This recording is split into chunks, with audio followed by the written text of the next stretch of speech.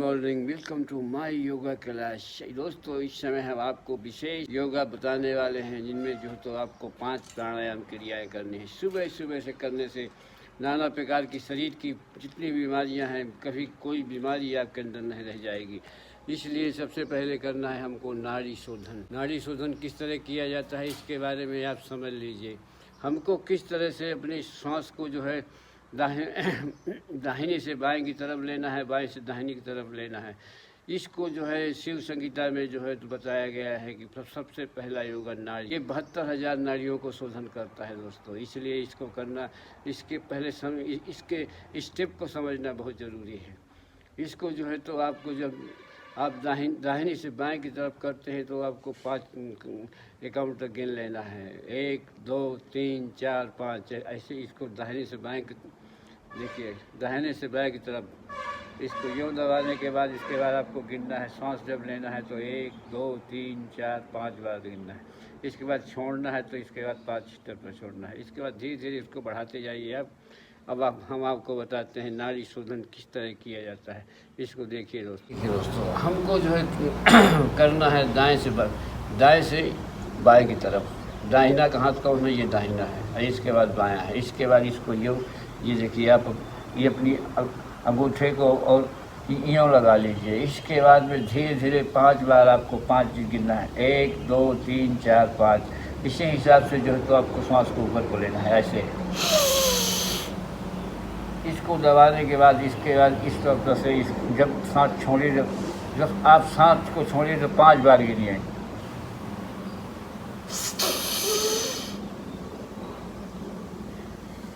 यही प्रक्रिया जो है तो आपको दोहरानी है। इस स्टेप को कम से कम नहीं तो ये कई बार करना है इसको ऐसे।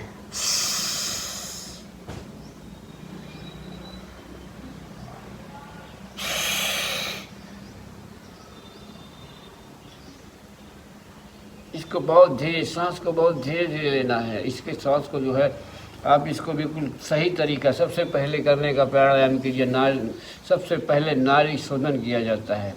इससे जो है अपने शरीर की 72,000 नाड़ियाँ शुद्ध होती हैं दोस्तों। इसलिए इसको शिव संगीता में जो है इसका वर्णन आया है। इसको आप बराबर इसको करिए ऐसे, दाएं से बाएं की तरफ, इसके बाद दाएं से बाएं की तरफ ऐसे।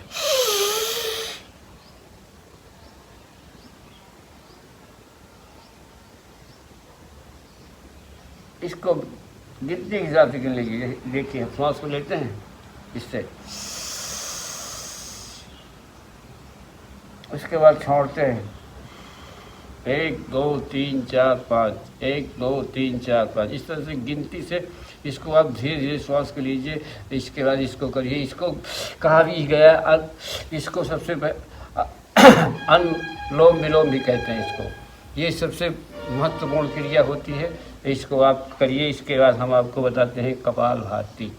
कपाल भारती देखिए दोस्तों, जैसे हम आपको रोज़ बताते हैं, रोज़ करते हैं। हमारे बहुत से योगा आपने देखा होगा। कपाल भारती में उसको ये अंदर जाना चाहिए, आपके पेट को अंदर जाना चाहिए। इसके बाद बाहर ऐसे देखिए, ऐसे देखिए।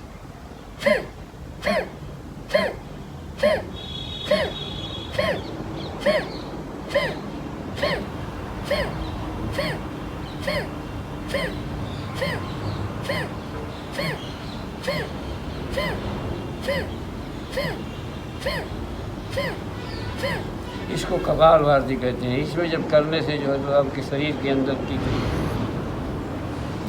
अंदर जो है तो इसको सांस को पेट को अंदर जाता है, इसके बाहर आता है। ये क्रिया करने से बहुत बड़ा लाभ होता है शरीर को। इसको कहते हैं कपाल भारती। इसके बाद में आपका तीसरा स्टेप आता है। इसके बाद भस्त्रिका प्राणायाम। इसको ट्रेन जैसे चलाते हैं ऐसे, जैसे ट्रेन चलती नहीं है ऐसे।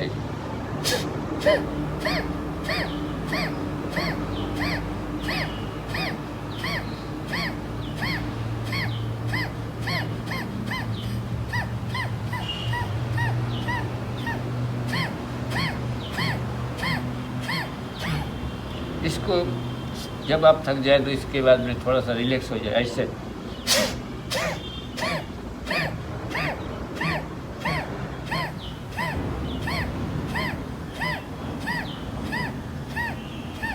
ये आपको हमने तीसरा प्राणायाम बता दिया, भस्त्रिका प्राणायाम, इसको ट्रेन जैसे चलाया जाता है। इसके बाद आपको बताते हैं भ्रामरी प्राणायाम। भ्रामरी प्राणायाम करने के लिए आपको यूँ बैठना पड़ेगा, इसमें बेजासन बैठ जाइए, ऐसे बेजासन बैठ जाइए, ऐसे बैठ जाइए।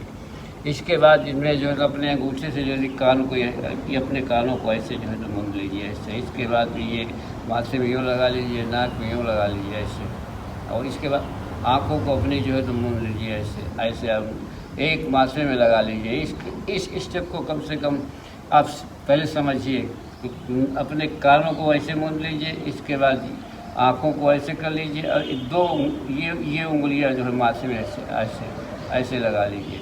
इसके बाद सांस को ऊपर को भरिए, और भरने के बाद में जो है ओम शब्द का उच्चारण करिए। इसे भ्रामरी योगासन कहते हैं। ऐसे देखिए दोस्तों,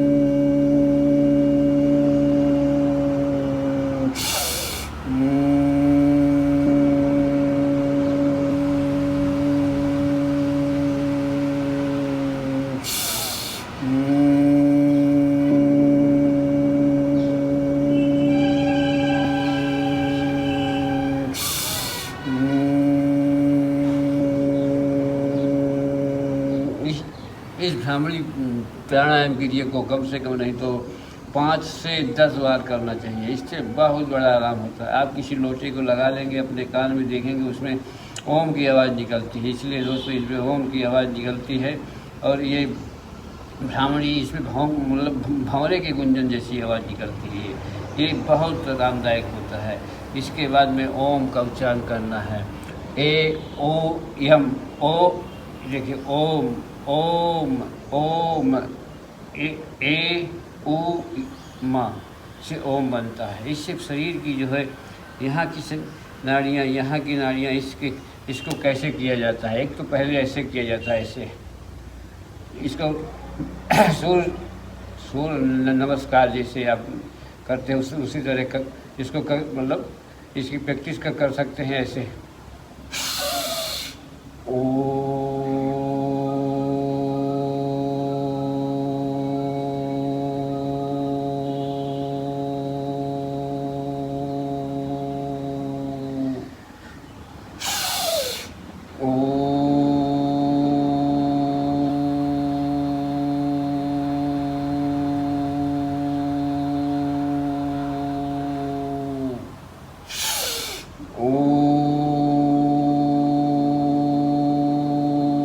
और इसका एक दिन ये में हमारे जो ऋषि मुनि हमारे बहुत जिन लोगों ने योगा को प्रकट किया है, बनाया है, उन लोगों ने वो लोग जो है तो ऐसे किया करते हैं।